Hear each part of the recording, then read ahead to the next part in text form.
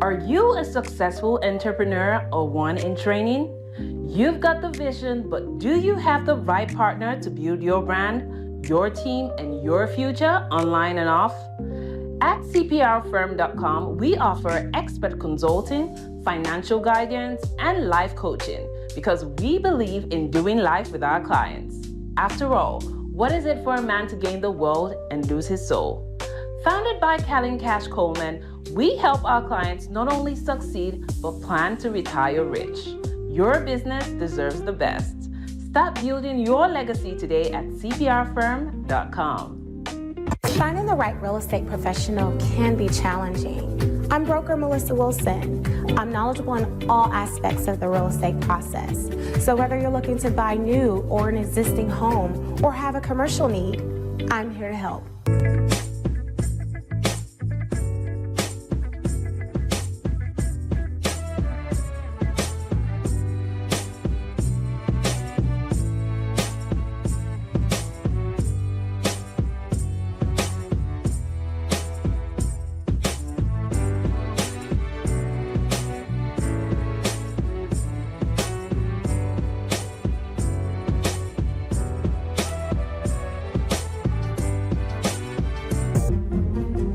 Make sure you pick up my 2 books that's in Amazon right now. The first one is Passive-Aggressive Racism and the System of White Supremacy. And I talk about in that particular book how the system of white supremacy really runs on our daily lives here in America. In our latest book, 7 Steps to Decolonize the Mind, we go through those steps to try to deprogram you from the system of white supremacy. Make sure you can pick up those books on Amazon.com.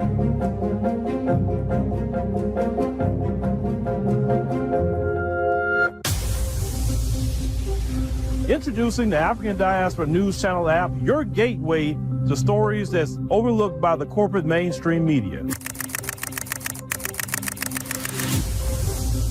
At African Diaspora News Channel, we cover stories that don't receive mainstream attention, and we serve as the voice to the global Black community. We are committed to informing and educating through the power of media, connecting the African diaspora one story at a time. With our platform, we're helping to end injustice by exposing it. Join us in standing for excellence in journalism and serving our community. Download the African Diaspora News app today. All right, ladies and gentlemen, let me go ahead and get myself set up here. Oh, I'm not set up right. Boom. Okay, I'm on the screen. There we go. I had to pick up the conversation I was having maybe a little later. Thank y'all for joining us tonight on the stream. We greatly appreciate it. It is January 21. Passing by real fast. If you live in the Houston area, we definitely had a snow event, and we don't never have that kind of snow. I mean, that snow was thick. I had to go outside this morning and get all the snow off the car and get it warmed up and everything. That's something I've never had to really do in my life, really. So, I know y'all in Chicago and Detroit and all those other places, y'all are all good with that. But, yeah, that's very, very different, definitely for us here. That's for sure. So, definitely shout out to, definitely all the people here in the Houston area. Now, everything shuts down here. We don't have snow plows like y'all. So they were saying that, wait, they're not going to clear the streets? Like, no, they said we're going to just wait for it until it warm up and it'll melt, because we're not set up for snow. That's just not really what we set up for. And if let's say they do go start buying a bunch of snow plows, it's going to sit up because it don't snow here like that. But, it was a weather event and it is what it is. All right, ladies and gentlemen. We are here. Tonight we're going to be talking about, 5 things that how the folks sabotage us on the job, how they do it. I always tell y'all economic sabotage to me is the worst sabotage because, it don't matter how much school you have. It don't matter, how hard you work. It don't matter if you're an entrepreneur. If you are a black person, FBA or you're a brother or sister from the diaspora, right? They're going to sabotage you or attempt to sabotage you, right? And unfortunately, because that's the system they run, where they have to sabotage you because they can't really compete with you. And if they can't compete, at least with foreign countries, they keep them out or keep their companies out because they don't want to compete with anybody on a fair. You know, they always try to run around here. I hear Trump saying, merit, merit, merit. Yeah, merit would be good if we had a system based on merit, but we don't have a system based on merit. We have a system based on racism, white supremacy. So when they say merit, that means, you know, when you hear them talking about DEI so much, DEI this, DEI that, that's really a conversation for white males because the white female was actually benefiting more off of DEI, right? But because, you know, they can't trust their females to do what they want them to do a lot of times, this is why they don't even want them in position. You understand what I'm saying? So that DEI thing is a code word for putting white males on top. If white males are not on top, then they feel that's a problem completely. So this is that's what all the DEI conversation is about. Now, for me, I'm a firm believer in entrepreneurship, and we don't need a DEI program. We have our own. You know, the Honorable Elijah Muhammad taught us to do for self, have our own. Dr. King wanted us to have our own. Malcolm X wanted us to have our own, control our own. And that's what we should seek to do now. Definitely as you know, black people globally, we should seek to do our own. When you're asking other people to be a part of theirs, you got to put up with their crap. It's just that simple. Even though in business, they try to sabotage you. Yes, they do. But it's a different type. But you maybe can work your way around it a little bit. It's sad that we have to work our way around that. When they talk about merit, if they truly had a system based on merit, black people would be on top because we are the most educated. We are definitely some of the most hardworking. We're very innovative. We're trendy. We understand, you know, the social culture, which can generate and has generated billions upon billions of dollars, right? So the only reason that we don't really run certain things is because of that sabotage. And when we go through this video tonight, a lot of you going like, oh, yeah, I know exactly, you know, what that is. I know exactly what you're talking about, right? So we definitely, you know, gonna, you know, go through that. Hope everybody's doing well. Hope everybody's doing well. You say, oh, it's your birthday. All right, well, happy birthday. Happy birthday to you, Miss Lisa Parker. I'll give you a hand clap on that. Happy birthday. I hope it's going to be a great year for you, a year that you know healthy and strong and better than ever, more wisdom and blessings. That's what we definitely wish on you for your birthday. Yes, that's why it's right, Keisha. That's why they don't want us to have reparations because they understand if you give black people a bunch of money. Not every black person gonna trick it off. Sure, some black people may go trick it off, so they may go smoke it up, drink it up. They may go trick it off at the strip club. They may go buy a bunch of clothes and shoes, but that's not, listen, they're okay with that. If they thought every black person would just go trick off the money in one weekend, go buy cars, go buy this, if they really knew black people would do that, they would have no problem doing it because they're going to get the money right back, right? And they could tell you, well, we paid you reparations, so we don't want to hear it no more. But the problem is people like myself who won't go trick it off. People like myself, many of you, who won't go smoke it up, who won't go buy a bunch of shoes and clothes and just taking vacations and who will say, you know what, I'm going to take this money and buy this land. I'm going to take this money and put it into my business so I can really grow my business, so I can really make a bag, right? Or you say, hey, I got the money now. Now I'm going to start this business I've been wanting to start for years. Now I got the money to start it because you need money to get businesses off the ground. It's just bottom line. You need money. And that's the thing they try to keep away from people, you know, like a lot of you, is keep the money away. That's how they try to keep us in poverty as a collective of people, is they try to keep us in poverty because they want us to not have anything. You have to understand, white supremacy cannot work without someone at the bottom. And if we're not at the bottom, and they know we're the only group that will go surpass them, they know that. They're not worrying about the innovation of Asian people, Chinese people. They're not really worried about that because those people just trying to make their money. They're not trying to do anything. They just want to make their money. That's it.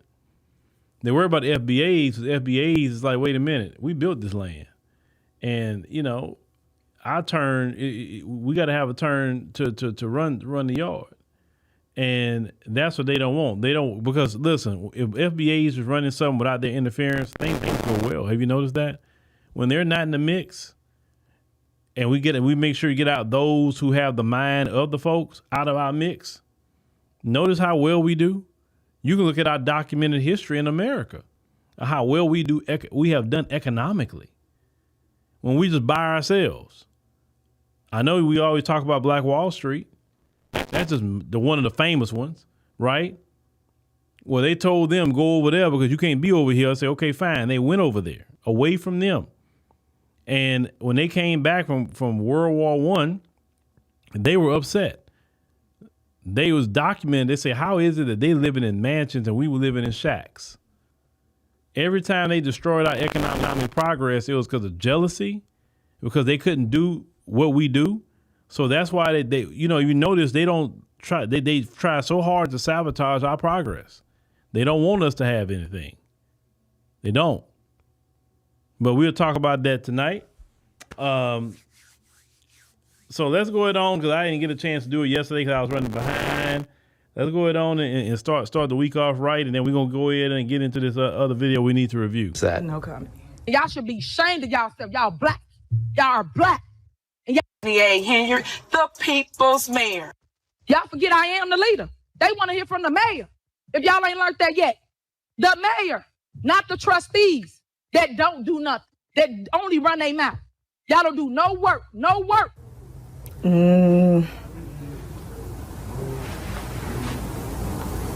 What is that? No comment. Y'all should be ashamed of y'allself. Y'all black.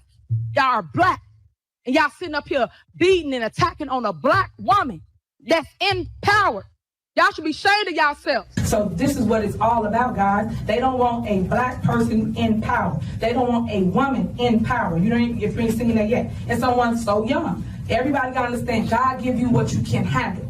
That's what God give you. He ain't gonna give you more than that. As long as you can stay the course, fight the fight, and keep going, that's what we're gonna do here at Thornton Township. Clerk, what are you doing? You're out of order.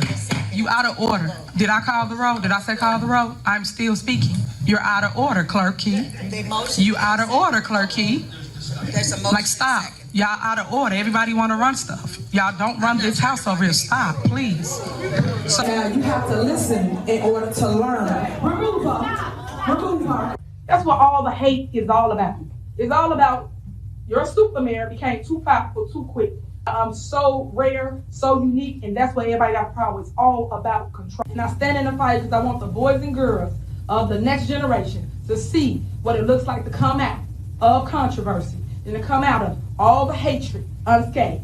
At the end of the day, God gives the test to his strongest soldiers. Throughout all the controversy, throughout all the drama, all the naysayers, all the haters, and I see some of y'all in the line. Let me flip the camera around so you can see them in the line. Whoop, there she go. Look, right there. Whoop, that part. But they'll tell you that. Then they get in a little hate group. But you in my line getting food, your kids out here bouncing in a bouncy house, you on the skate rink, all that. To actually stand in the fire while doing it. And guess what? Doing good and looking good too at the same time. I am history. I am the 21st century history. I am your Rosa Parks, your Harriet Tubmans. I am that person. Somebody has to say, never, never, ever give up. All right, ladies and gentlemen, that was your super mayor. So let's go ahead on and get started, ladies and gentlemen. Let's go ahead and get started. Let's discuss some things tonight. With this particular video, I want you to listen to what this gentleman has to say. We'll let it play in its entirety, and let's just go through what this gentleman has to say, admitting things that his particular community do to black people. And now this is really going to be related to any black person globally, not just FBAs. If you're black British, this applies to you. If you're a black South African, this definitely applies to you. Anywhere where black folks are living with the folks, this can apply to you, because what I have learned is that the culture that the folks have, it is a global culture. It's not relegated to certain countries. That's for sure. So let's go ahead on and cue this up and let's talk about it. Throughout my professional life, I've observed 5 ways that white people alienate black people in the office.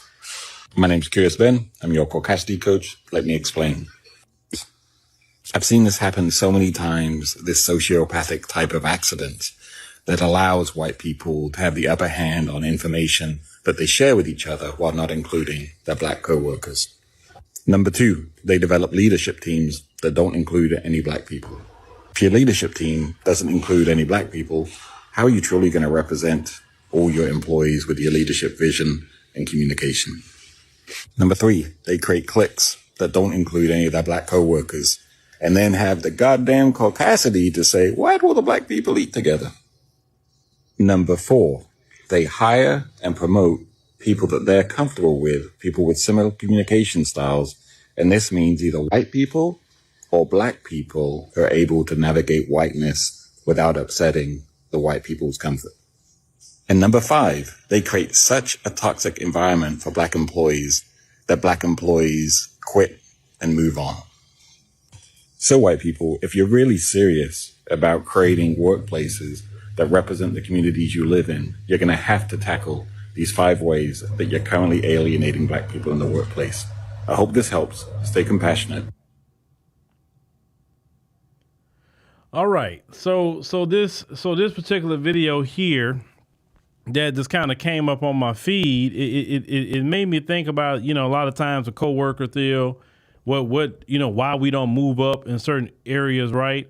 Now, this video had a lot of music in the background originally, so I had to kind of try to get it removed. That's why it kind of is not moving as it should, but I'm just going to listen to it one more time. I have to stop at each point because he is definitely making a lot of good points. Of course, he's off code to his people because, they don't like people like him being off code. Off code is telling the truth, telling what they really do to black folks. That's being off code for them. All right, so let's go ahead and start and get into it. Throughout my professional life, I've observed 5 ways that white people alienate black people in the office.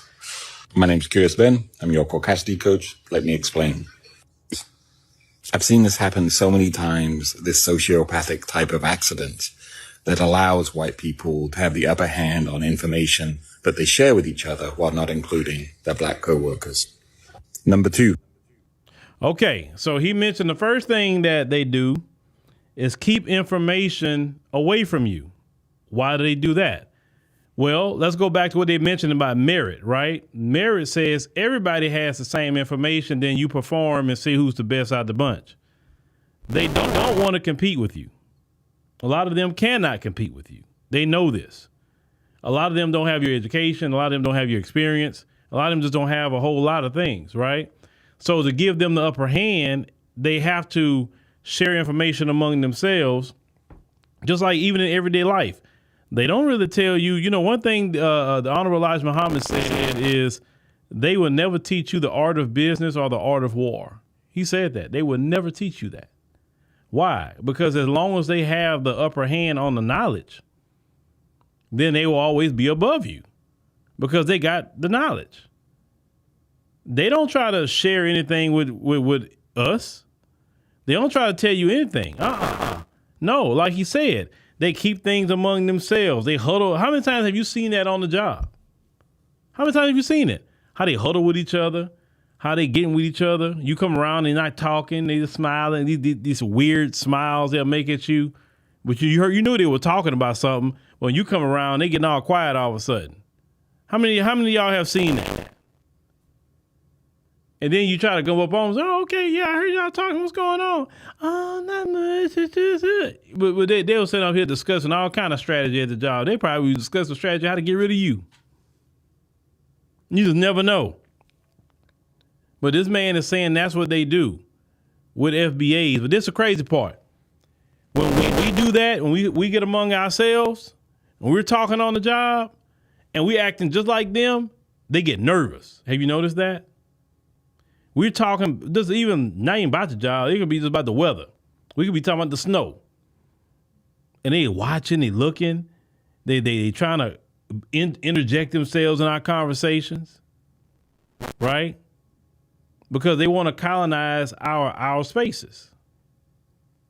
You can't go into their space, but they want to colonize our space. They don't want to know that, hey, that black guy, that black woman, they know something, and they're not telling us.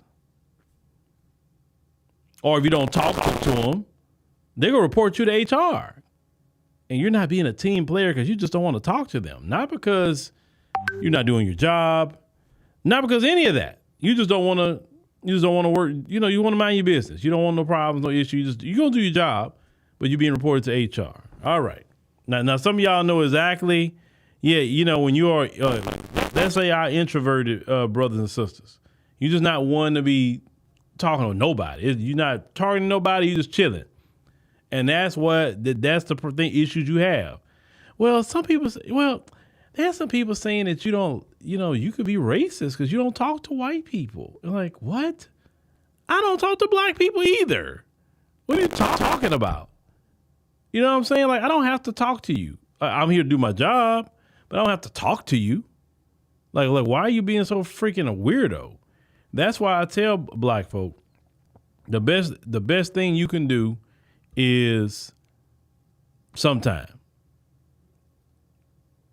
You can get your own job, your own employment, your own business, if you can, if God bless you with that. Because it is, yes, you have more problems with a business. Oh, yes, you do. But I'd rather deal with those problems than go and deal with them. Lord, no. I do not want to deal with them, working for them, dealing with their crap, their ego, their Karens. No.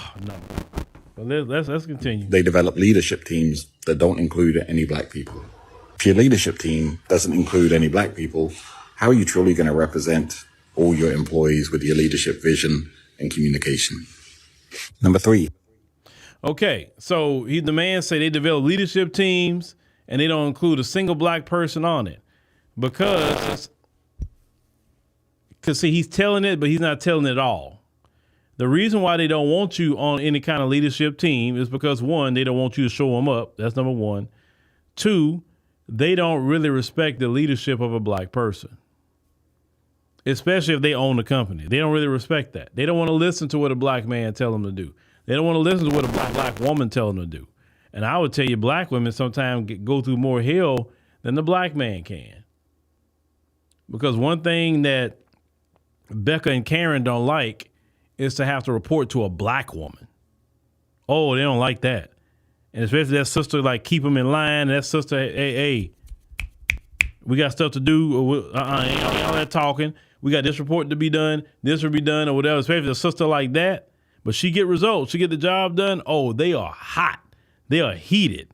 It don't matter if let's say you're a charge nurse or something at the hospital, and you're a sister that hey, you run that shift, and them white nurses don't like a sister cracking that whip over their head, talking about hey, get up off that phone and hey, go check them patients out. We got patients over here. We ain't got time to be on TikTok. Oh, they don't like that. If it's a black person, the only kind of black person they want over them is Candace Owens. The only kind of black person could be over them is Jesse Lee Peterson. That's the only kind of black people that they want over them. If you are a real brother, if you're a real sister out here, they do not want you over them at all. They don't want you in no kind of leadership positions. They for sure don't want you in a position where you could hire or fire them. They don't want that. In their culture, they're raised in their culture, just from what I see, not to want black people in any kind of position. And when a black person is in a position, they're always trying to talk bad about them, undermine them. Prime example, South Africa. Oh, look how bad the country is. Oh, it's because the black people are in leadership. Oh, look how horrible this is. It's always about the black people. But yeah, they don't go nowhere, but they always complain about the black people. Every single time, it's complaints. You never hear them be happy when a black person is in any kind of leadership. And that's things that you deal with on those jobs. So yeah, they don't want you in any kind of leadership. They don't. And if you are in that leadership, you literally got to fight tooth and nail every day to keep your job because They're trying to figure out a way to get rid of you. And with all this stuff about DEI, all that talk, some of you going to lose your job.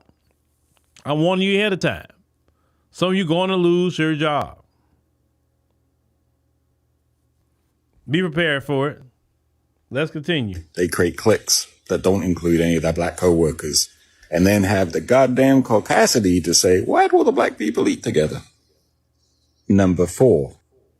All right. So the man say in his community, they create cliques. And you know, in that clique, they didn't want you. They didn't invite you. And listen, the thing is, we're cool not being in your clique, though. We're cool. We don't want to be in your clique on the job. We're not asking to be included. We're not asking to be hollering at you like that. But like he said, but when black folks are doing their own thing, they questioning it. Why the black people over here? Why the black people doing this?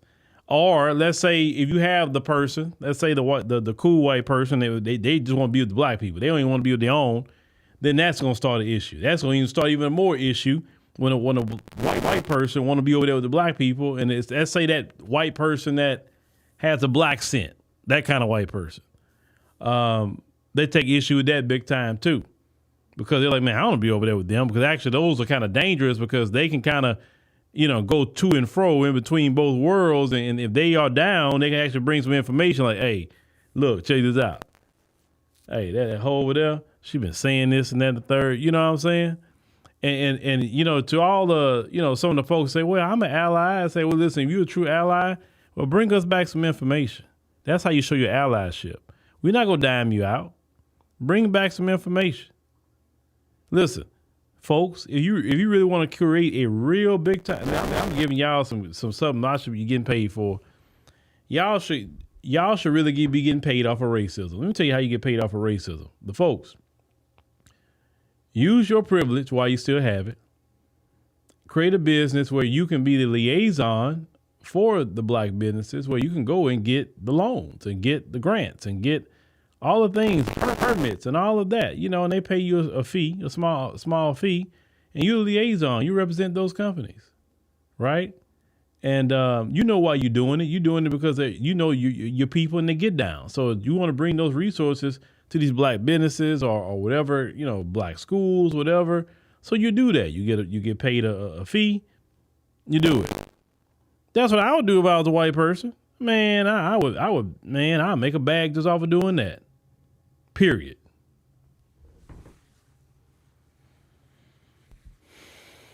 You say you don't like the black scent person. It just depends. It depends. When I talk to them, I got to find out where you from. Where did you grow up? Now, they grew up in the lily white area where they doing this black scent. I'm going to be looking at them all funny real quick. But if they grew up like in the black neighborhood and their parents was poor and I know this black neighborhood and other black people can vouch for them, well, that's the thing. They got to have co-signers. So you ask, like, who you know? Oh, I know this. And we grew up together. And then let's say you know the people or something like that. And say, hey, you know this person? And then if they say, oh, yeah, I know them, man. They grew up on my street and this and that and the third. And they straight or whatever. If they don't have a cosigner, then yes, you're right to be suspicious. You're right. Because I've seen people with the black scent, and that's been genuinely them. I'm not going to lie. It's been genuinely them. They're not faking that junk. It's literally them. They grew up around black folk. They don't even relate to their own. I've seen it. It's a few of them in my lifetime, but I've seen it.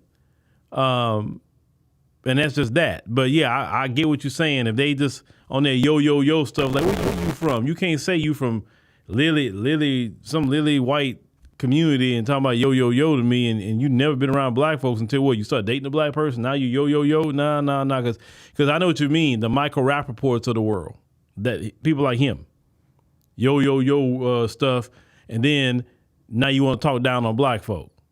You know what I'm saying? Or the Fat Joes of the world, right? I'm Latino, I'm down, or whatever, but then you gonna come out and say radical black racist. And speaking about Fat Joe, isn't this videos going around the internet with people in Chicago with booing Fat Joe? Is that boo real? I just want to know if it is or not. Y'all let me know from Chicago, because I was going to talk about it, but I didn't know if those boos were real or not, or maybe some dub or whatever. I didn't know, but if somebody was at that concert in Chicago where Fat Joe was at, if you can confirm that that's what happened, and then we'll talk about it. All right. So what you said about, you said Tina Marie, you said, and that's it? Yeah. You know, you say some Southern whites. Yeah, I've met them. I've met them. But like I said, it has to be genuine, though. I can feel when it's genuine, and also I can feel when it's like you putting on. Like, bro, you ain't got to put on for me, man. Don't do that. Don't do it.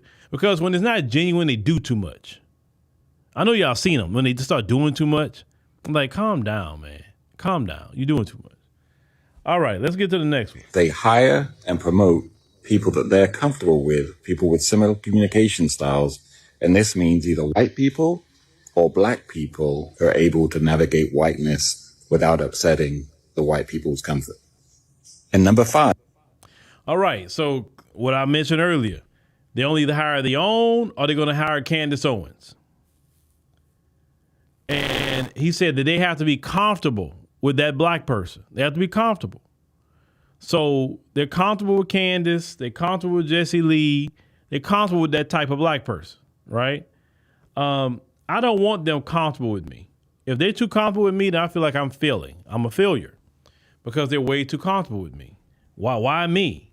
Now, I can honestly say they're not comfortable with me whatsoever. I'm nice to everybody. Don't get me wrong. You meet me. I'm a Southern black man. I was raised to speak to people, raised to be nice to people. I will not treat anyone wrong. Vic the Villain, shout out to you. You said that I was assistant manager at Walgreens after undergrad. He said I had a black scent clerk give me information. A group of store managers wanted to terminate me. It said resign. It said for my CDL. See, there you go. There you go right there. The black scent ones. Because they can go navigate that white world and they can bring you intel. That's what I would tell them. If you're going to come around me, I need some intel. That's how you show you down. Bring me the intel what they talk about. I want you to go over there, ear hustle, talk with them, and then come give us the game. Let us know who our enemies are.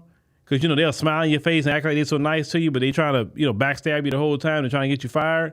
Bring me that information. That's what I need. If you're a white person at the bank and you say you down, well, pull the black customer to the side and say, look, this is how you gonna get approved on this loan. Do X, Y, and Z. If you're a down white person in the mortgage department, tell that black person, look, do this. It's gonna get you approved. The way you're doing it right now, it's not gonna happen. I'm just telling you. Like, put people, if you truly you say you down, because when you do these type of videos, say, I ain't like that. Okay, well, you're not like that. What's the information? And if you're not like that, I'm not saying you are, then go in the courtroom when it's jury duty. Go in there, you see a black person. And of course, if the person didn't do nothing heinous, of course. We don't want nobody on the street that done nothing heinous. But if you know that case is BS and you hearing it's BS, you be the juror to stand up and say, hey, I'm not voting guilty. No. I see this case is BS and they railroading that man. No, I'm not going to do that. And you may have pressure from your community. Oh, just say guilty so we can go home. Like, no, that's not right. We got enough people mass incarcerated. We know. I'm not doing it. Be that person. Be the person that hang a jury because you're trying to do what's right. Think about yourself because you should not, because then they say, oh, why should I have to suffer for my ancestors? You don't have to suffer for your ancestors. All you got to do is do the right thing in your lifetime. That's it. But if you join your ancestors, you join with a system that harms black people, not for what they actually done or crimes or anything bad, but just for the simple color of their skin. If you join in that system, if you agree with that system, then you're just as guilty as your ancestors. If you are angry about, why should you get reparations? You're just as guilty as your ancestors. Because your ancestors didn't want us off the plantation field either. Your ancestors didn't want us off of Jim Crow. And I know some of you would say, well, I had nothing to do with that. I'm an immigrant. My family came from Norway. in the 1920s and 1940s. You joined in that system. You went along with it. You was cool with separate but equal. You was cool with Jim Crow because you didn't say nothing about it. So you're just as guilty as all the people who did wrong. In the eyes of God, if you joined into the system that oppressed a group of people, you're just as guilty as the group of people who did it. As a matter of fact, you're worse because you know that system. You know what it was created for. And yet you say, you know what? For my comfort, I will go along with a system of oppression on another group of people. But as you saw last night, their system is starting to turn back on them. And FBAs not having no sympathy for the tears because you didn't have no sympathy for our tears. And we told you what we were dealing with, right? Now, Unicorn Tribe says they support each other with money. It's a support black media, join and support like I do. We need our own media to tell the truth. Yes, we do. And this is why we created the African Diaspora News Channel out, because reality speaking, these social media platforms, as you clearly saw with TikTok, you know, if they don't like certain things, that it can go away. It can. Now they say, well, TikTok, this and that and the third. I say, okay, but this is the difference with us versus TikTok. One, we doing things for our community. Two, if I even knew something was halfway coming to that, you better believe we already have a workaround for it. You ain't got to pass the law on me. All I have to do is just halfway get a hint of what you're doing. I just get a scent of what you're doing, and I'm already moving around because we're targeting the diaspora. You understand what I'm saying? And so with that being said, it still have to own. Because listen, if you really want to be on TikTok, if they were to ban it, you can. You just have to have some workarounds, right? And speaking about TikTok, so y'all know what's going on right now on TikTok? You can't download TikTok in the App Store. So if you deleted TikTok off your phone when it went down, you can't get it back on your phone. So they got people on eBay right now selling their iPhones for 10 grand. And I seen a person buy it because it had TikTok on that phone. Do y'all know that? Y'all know that. Now, also I seen a TikTok shop. They had certain phones with preloaded TikTok on it. I think it's from China or whatever. You know, Chinese, they got to get their bag, right? But yeah. Because I tried to, because they had an update for TikTok and I didn't update the other day. And so I said, okay, well, I'm going to try to update it. And they said it is not available in the App Store. So I'm like, wow. So they put TikTok back on, right? They say for the 90 days or whatever. But for some reason, it's not available in the App Store. Unless they changed it since I saw it today. So, yeah. You say you're going to sell your phone? Yeah. That's the deal with that. I don't know if that person erased their phone or whatever the case may be. They're not even selling. I don't know. But anyway, enough about TikTok. You say you can't download it on your iPad either? Yeah, because speaking about TikTok, let me see. Do I even have TikTok on my iPad? Let me see if I do or not. Now y'all got me checking if I got it on my iPad. Hold on. I don't know if I do or not. Oh, yes, I do. Yes. I got a TikTok on my iPad, so I'm cool. But see, I knew something was going to be up. That's why I didn't delete the app. I was ain't about to delete this app because something going to go down. And sure enough, it did, right? So there you go. All right, so let's get to the last one this man's talking about. They create such a toxic environment for black employees that black employees quit and move on. So white people, if you're really serious about... All right, so he says the last thing they do is they create such a toxic environment for black people that you quit. Now, how many of y'all have been through the toxic environment with the folks on the job? How many of y'all? You know, you put your hand up because I'm pretty sure if you're black, you've been through the toxicity on the job with the folks. You understand? I know a lot of you have. I have, and whether it's the women or the men. I'm going to tell you something else that you should not do. Don't talk about anybody with them either. Because this is what they'll do. They'll come to you and they say, man, let's say the supervisor's name is John. Man, John, he always putting the, extra work on us. And I don't know why he be doing this sort of thing. And I don't feel like working overtime. And then, then you get to talking with the person and they're agreeing with you and all of that. And they talking back and forth. They're saying everything they want to say. But this is what happened. Then after that conversation, maybe a couple of days later, you see John, and not John being short with you all of a sudden. You're like, what's wrong with him? And then you just notice that he's got this little attitude with you. And like before he would talk to you here and there, but now he ain't talking to you at all. And then now he's just trying to find any little thing. Hopefully he could try to write you up for something or whatever. And you just noticing this dude's trying to get you. You're like, what's wrong with him? Right? But let me tell you what's wrong with him.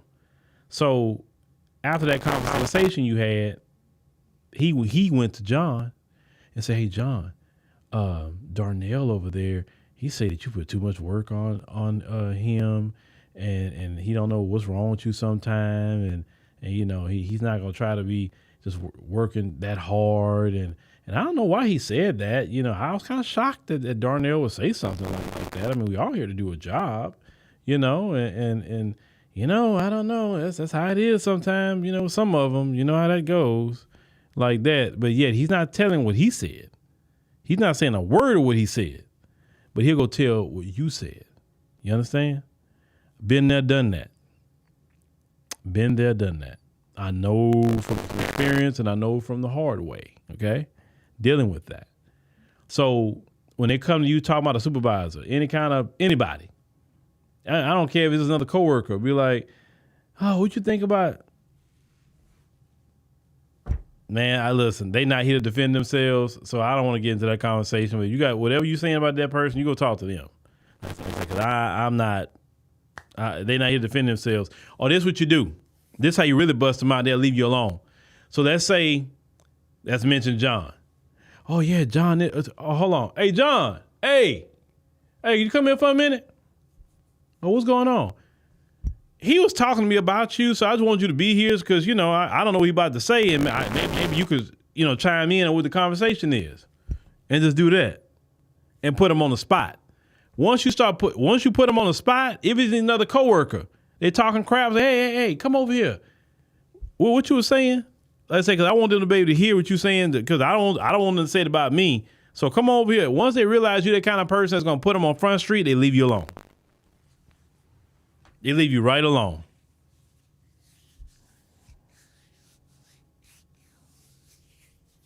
And I'm going to tell you something else my grandfather always said.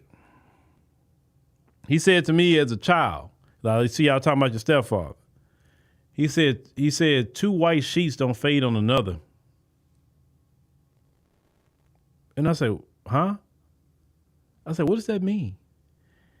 He said, hold on. Big Hurtification said Thomas Sowell, interesting character, has a book, Social Justice Fallacies. It gives you the playbook of facts you can research of policies liberal and Democrats use to hold us back. If you're black, the light will turn on. Here's the problem. Thomas Sowell, he can say some things that could be correct, but Thomas Sowell is flawed because he don't call out racism, white supremacy completely. You can't just call out the Democrats. It's not Democrats. It's not even Republicans. It is anti-black racism. Because just because Trump is in there now, don't mean we're not going to call out policies they may come out with or whatever, like all this DEI stuff they're talking about right now. We already know what that is. We know that's because they don't want black folks in certain positions. We know that. We know exactly what it is. But I'm cool with them doing it because I want them to be upfront. I told people a long time ago, give me the people that's going to be upfront with me. Don't be smiling in my face. Because, prime example, I'd rather you say, oh, DEI, or be like Biden smiling in your face. He pardoning his family. He's pardoning everybody. Where's my black Democrat shields at? Why didn't he pardon Marilyn Mosby? Because they surely asked him to pardon Marilyn Mosby, and Biden didn't pardon her. Did he?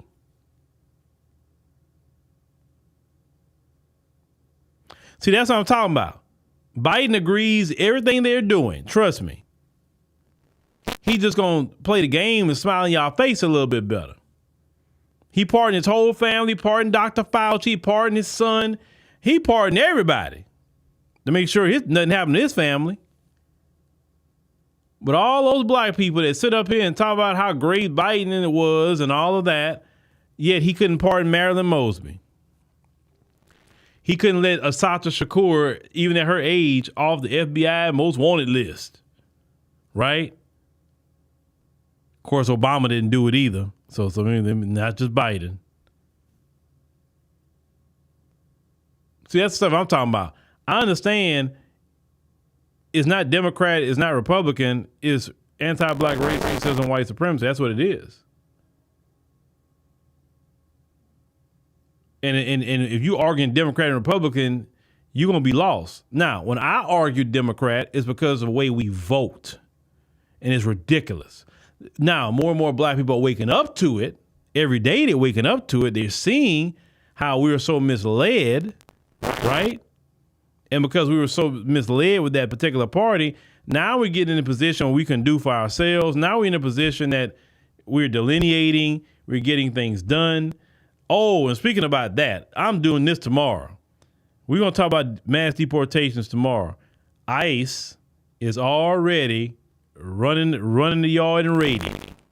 Oh, ICE is raiding everywhere now. But I saw some videos of black folk. Y'all sit up here, man, I saw ICE over here. And man, I saw ICE over there. Like, why are you snitching on ICE? Stay out of ICE business. They ain't got nothing. Let me tell you something. If it was us and any kind of law enforcement was coming after us, nobody would be telling, hey, black people, the feds, they over here. Man, you better move around. They wouldn't be telling you nothing. Matter of fact, they'd be telling the feds, Jamal over there. So they can get your job, your house, and everything else, your car and everything else.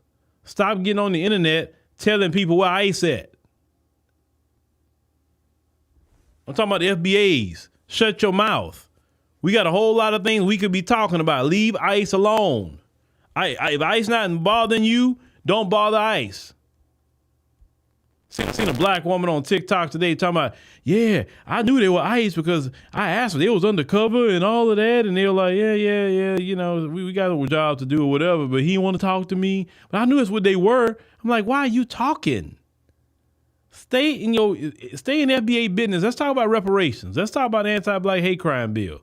Let's talk about fixing our community. We have a whole lot of issues we need to be fixing. Stop getting on TikTok talking about ICE. Warning people where ICE at.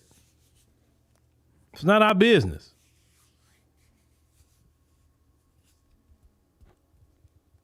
Some of y'all were talking about y'all wanted to see the mass deportation, or let ICE do what they do. You don't go snitching where ICE at.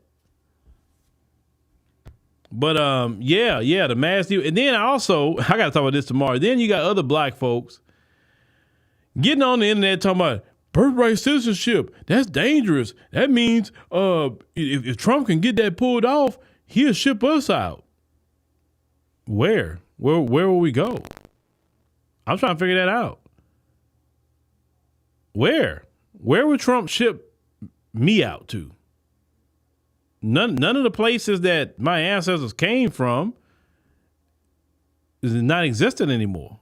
So where would you ship me to? I'm trying to figure that out. Where?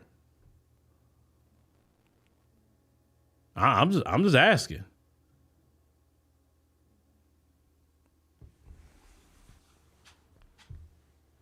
Man, that's not FBA's problem. You know, you got some of these people, yeah, they're going to ship black people back to Africa. No, they're not.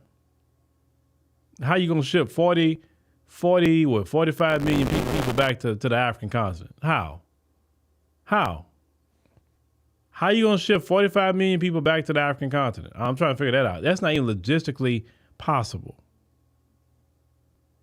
It's going to be hard for them to remove the amount of migrants that came in here during Biden. On a good day, they'd be lucky to get 1 million out a year. They'd be lucky to do it. They would have to have another administration behind Trump continuing those policies to keep on getting the people out. That would be the only way they can do it. Yeah, birthright citizenship don't apply to us. Yeah. It's like, and didn't I tell y'all they was going to try that mess? They trying so hard to wrap FBAs into the mix. We have nothing to do with anything. Leave us alone. We have nothing to do with anything. That's not our issue. That's not our problem. Nothing. Leave us alone. We got nothing to do with it. But yeah, we're gonna talk about mass deportations tomorrow, ladies and gentlemen. That fear, it ain't no fear mongering don't work over here. It don't work. It do not work. And don't let it work on y'all, because of course, that's the Democrats. Oh, yeah, it's going to, be ready for Yvette Clarke with the Congressional Black Caucus, because she's a Jamaican immigrant. Be ready for her to come out talking about, the mass deportation, that affecting black people. Get ready, and I'm waiting for Yvette to start talking that. Oh, I'm ready. Yvette, please start talking that. Please. Because you will be the one I'll probably be talking about every night if you keep that up. Just like I talk about your girl Kamala, I'll be on her. Because the Congressional Black Caucus, they are a piece of work. They don't ever fight for black people.